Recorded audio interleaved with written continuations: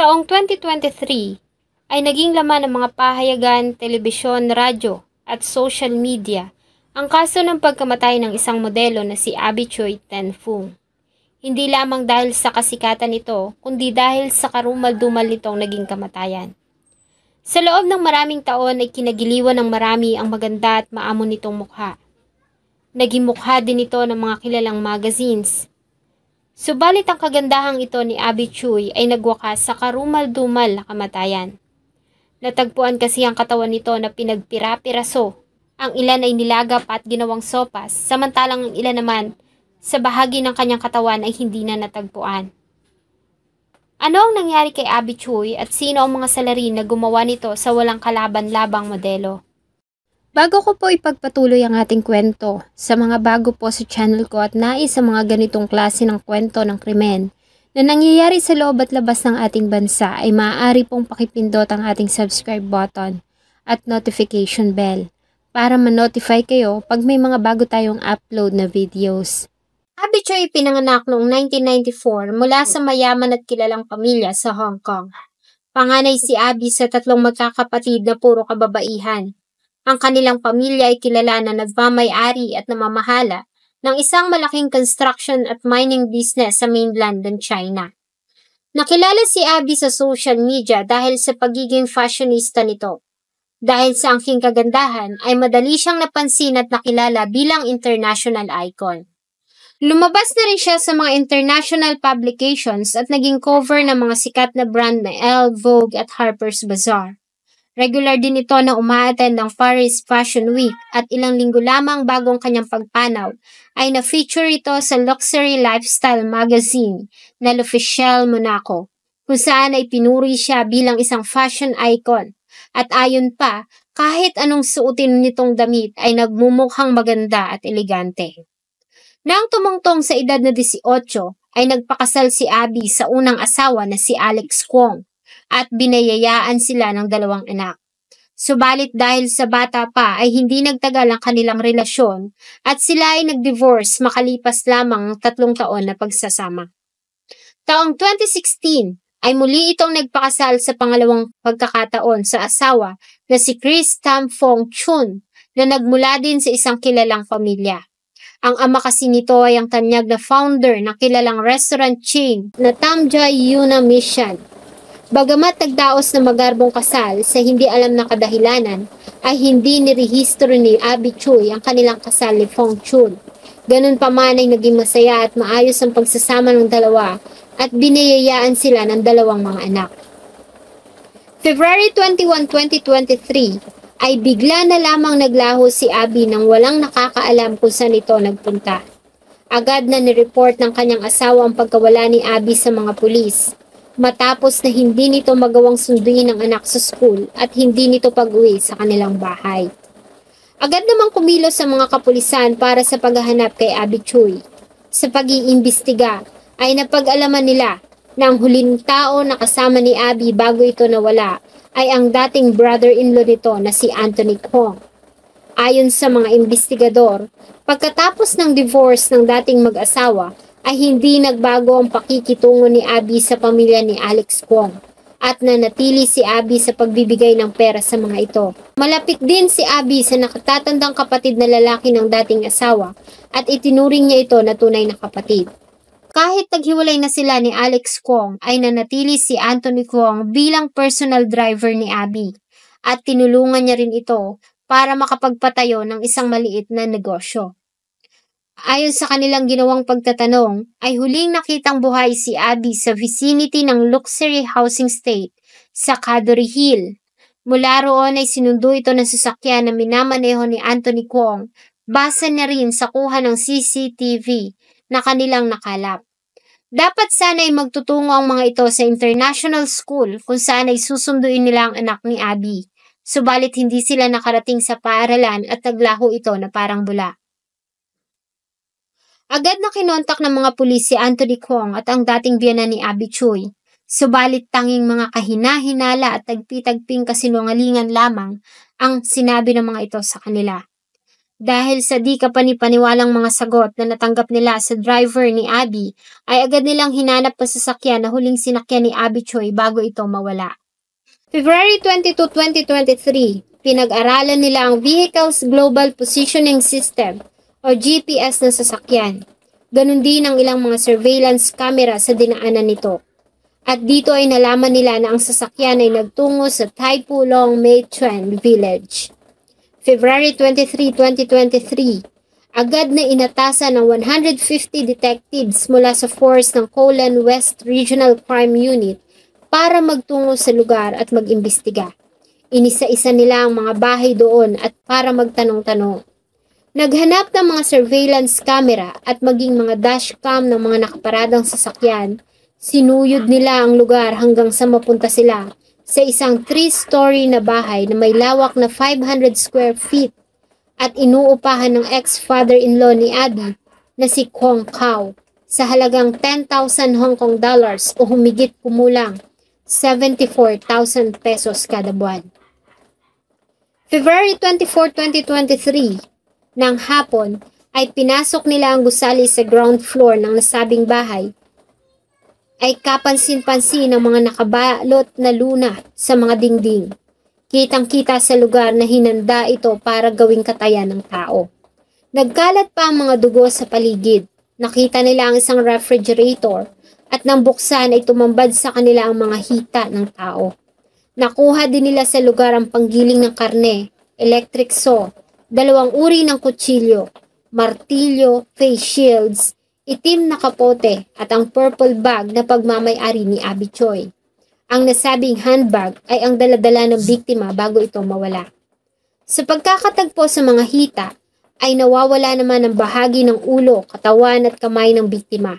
Kaya naman nagpatuloy sila sa paghahanap. Sa parehong araw, ay agad na inaresto ng mga pulis ang ex-brother-in-law ni Abby. Ganun din ang mga dati nitong biyanan.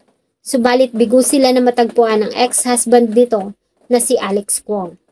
Nag-offer ang mga kaibigan ni Abby ng halagang 2 million Hong Kong dollars o humigit kumulang 14 million pesos para sa makakapagbigay ng impormasyon sa kinaroroonan ni Alex Kwong.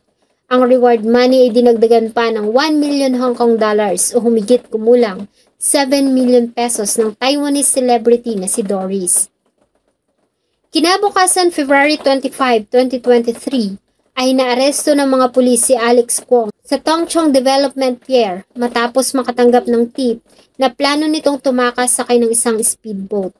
Nakuha mula sa kanyang posesyon ng halagang 500,000 Hong Kong dollars o humigit kumulang 3.5 million pesos na cash, mga mamahaling relo at alahas na may estimated na value na 4 million Hong Kong dollars o humigit kumulang 28 million pesos. Ayon sa mga pulis, ay ilang araw din na nagtago si Alex Kwong sa isang mamahaling flat sa Arc Sky Tower sa Central Hong Kong na inuupahan ng isang babaeng nagngangalang Nang Chi Wing na mistress ng ex-father-in-law ng biktima. February 26, 2023, ay nagawa namang ma-recover ng mga otoridad ang bungo at ilang bahagi ng ribs ni Abby Choi sa 2 malaking kaserola na natagpuan din sa bahay sa Tai Po Long Mei Chuan Village. Ang isa sa mga kaserola na may lalim na 50 cm at lapad na 40 cm ay halos mapuno. May laman itong mga hiniwa na labanos, carrots at karne na hinihinalang karne ng tao. Sa isang kaserola naman ay may lamang bungo at buhok ng tao. Base sa DNA analysis na isinagawa ng mga forensic experts, ang mga bahagi ng katawan ay positibong nagmatch kay Abby Choi. Maliban dito, ang bungo ay nakitaan nila ng butas sa likurang bahagi nito na may sukat na 6.5 cm by 5.5 cm. Ito umano ay sanhi na malakas na pagkakapalo ng isang matigas na bagay mula sa likuran.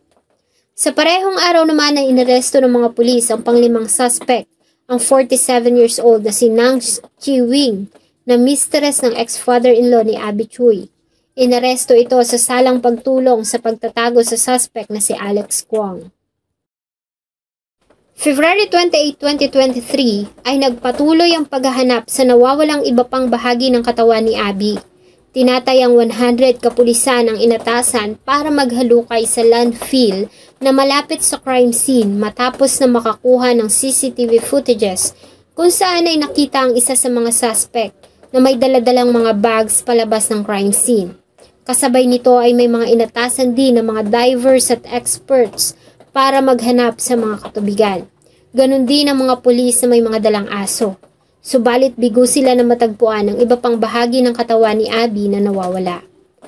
Bakit kaya sinapit ng magandang modelo ang masakit na katapusan at ano ang nagtulak sa pamilya ng dating asawa para gawin ito sa kanya? Ayon sa report, nang mamatay si Abby Choi ay may tinatayang 100 million Hong Kong dollars o humigit kumulang 700 million pesos itong iniwan na kayamanan. At dahil nga hindi nakarehistro ang kasal nito sa pangalawang asawa, kapag namatay ito, ang kayamanan alinsunod sa batas ng Hong Kong ay mapupunta sa dalawa nitong anak sa unang asawa. Kaya naman ito ang una ng motibo na nakita ng mga pulis sa pamamaslang.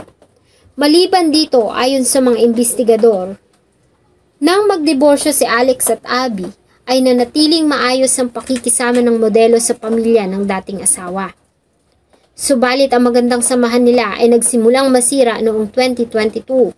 Nagdesisyon kasi si Abby na ipagbili na ang 70 million Hong Kong dollars o humigit kumulang 490 million pesos na halaga ng ari-arian. Ang nasabing property ay binili niya sa pangalan ng kanyang dating biyanang lalaki. Ito ay matatagpuan sa Cadbury Hill, isang residential area sa Kowloon City, kung saan nakatira ang ilan sa mga kilala at mayayamang negosyante sa Hong Kong. Ayon sa report ay pinangakuan ni Abby ang dating mga biyanan na hahanapan ng magandang lilipatan. Subalit hindi ito nagustuhan ng matandang si Kwong Kao. At sa halip ay dinibdib nito at mariing tinuligsa ang gustong mangyari ni Abby Choi. Kaya naman pinagplanuhan nila ang gagawing pagpatay sa modelo. Base sa investigasyon ay inupahan nito ang bahay kung saan nakita ang katawan ilang linggo bago mangyari ang pagkawala ni Abby Choi. Ang anak naman nito na si Anthony Kwong ang nagdala sa dalaga sa lugar at doon ay pinagtulong-tulungan nila itong patayin. Ang ina naman nila na si Jenny ay tumulong sa pagtatago ng ebidensya at pagligaw sa investigasyon. Si Kwong Kao ay dating Hong Kong Police Sergeant na nagretiro noong 2005 matapos makatanggap ng Medal for Long Service. Ayon sa isang Chinese language newspaper Senchu Daily, ay sapilitang pinagretiro si Kwong Kao dahil sa inireklamo ito tungkol sa panghahalay ng isang babae. Ang anak naman nito na si Alex Kwong, ang dating asawa ni Abby Choi, ay 6 na taon nang mailap sa mga pulis dahil sa kaso na may kinalaman sa gold investment scam. Ayon sa report, ay ginagamit ng mga ito ang social media apps para makapanloko ng mga tao. Dahil sa mga ebidensyang nakalap ng mga investigador, ang 7 mga suspect ay kinasuhan ng murder sa prosecutor's office ng Kowloon at walang nirekomendang bail. March 2, 2023, ang 41 years old na suspect na si Lam Shun ay inaresto dahil sa ginawa nitong pagtatangkang pagtulong sa pagtakas ni Alex Kwong kapalit ng 300,000 Hong Kong dollars o humigit kumulang 2.1 million pesos na kabayaran. Si Lam Shun ay empleyado ng isang boat rental company sa Hong Kong. March 7, 2023, ang pang-7 suspect na si Irene Poon Hai Yin ay inaresto sa Shenzhen, China. Dahil sa ito ang nagbayad at nakiusap kay Lam Shun para sa gagawin sanang pagtakas ni Alex. Si Poon ay hinand-over ng Chinese authorities sa mga Hong Kong police. Subalit sa ginawang arraignment ng kanyang kaso ay pinayagan itong makapag-bail ng halagang 50,000 Hong Kong dollars o humigit kumulang 350,000 pesos at kinumpiska ang lahat ng kanyang mga travel documents para hindi ito makaalis ng bansa hanggat hindi natatapos ang mga pagdinig. December 20, 2023 ay sinampahan ng karagdagang kaso ang mga suspect dahil sa ginawa ng mga ito sa biktima ay naging dahilan para hindi ito mabigyan ng disenteng libing. Ito ay matapos na hindi matagpuan ang ilan sa mga bahagi ng katawan ni Abby Choi sa kabila ng ginawang paghahanap ng halos buong kapulisan ng Kowloon. Sa kasalukuyan ay dinidinig pa rin ang kaso ng pagkamatay ni Abby Choi sa mababang hukuman Kung mapapatunayang nagkasala, sila ay maaaring mapatawan ng pinakamataas na parusang habang buhay na pagkakakulong. Ang parusa kasing kamatayan ay inabolish ng Hong Kong noong 1993. Ang kaso ng pagkamatay ni Abby Choi ay nag-iwan ng malalim na sugat sa kanyang mga tagahanga at naging laman ng mga headlines hindi lamang sa Hong Kong kundi sa buong mundo. Ang ilan sa mga matatalik na kaibigan ni Abby na nakasama niya sa industriya ay nagbigay ng kanilang opinyon. Marami sa kanila ang nalulungkot at nanghihinayang dahil sa bago pa lamang umuusbong ang karera ni Abby Choi.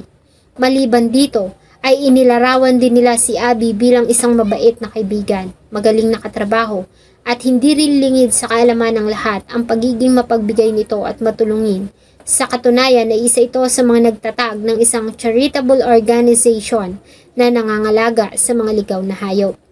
Ang school kung saan nag-aaral ang mga anak ni Abby Choi ay nag-offer ng counseling sessions para sa kanyang mga anak at sa iba pang mga bata doon na naapektuhan ng maligim na pangyayari. Ang mga residente naman ng Tai Pulong May Village kung saan natagpuan ang pinagpira-pirasong katawan ni Abby Choi ay nagsagawa ng isang Taoist rituals para umano pakalmahin ang kanyang espiritu. Talagang nakakapanlumo at nakakataas ng balahibo ang naging kamatayan ni Abby Choi. Malayo pa sana ang mararating na modelo sa kanyang karera. Si Abby Choi ay patuloy na mabubuhay sa mga alaala ng mga taong nagmamahal sa kanya. Hindi lamang dahil sa naiambag nito sa mundo ng fashion, kundi ganoon na rin sa pinakita nitong kabutihan sa kabila ng kanyang kasikatan. Salamat po sa inyong patuloy na pagtangkilik ng atin pong mga videos. Huwag niyo pong kalimutang mag-iwan ng saloobin at suggestion sa atin pong comment section. Sana po ay samahan niyo po akong muli sa susunod pa nating mga episodes. Thank you so much po and see you on my next video.